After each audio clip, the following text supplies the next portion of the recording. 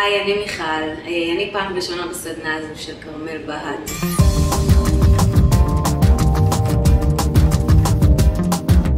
הסדנה נתנה לי להבין אנשים שעומדים מולי, הפרטנרים שמולי, בין אם זה המנהלת שלי, לבין אם זה חברים או סתם אנשים.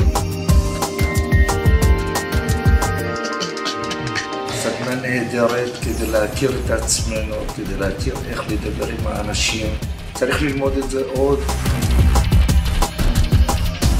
זה יתרום לי למה שאני רוצה לפתח, נושא האומנות, לדעת, לדבר עם האנשים בהתאם למה שאני רוצה.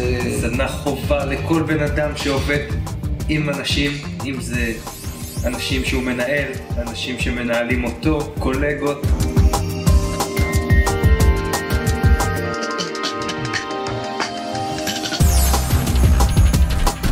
כרמל העביר את הסדנה בצורה מדהימה, מקצועית, משלב חוש הומור בסדנאות האלה, והחומר בזכות זה נקלט הרבה יותר טוב. תתחתני, את תעזבי את הבית, תהיה לי פה מקום, אבל זה הכי נקלט. תעשו רק מבט, רק תסתכלו איך הם נראים. תסתכלו.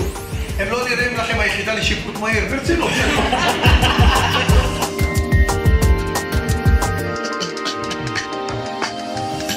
כל אחד הבין בדיוק מה זה תקשורת.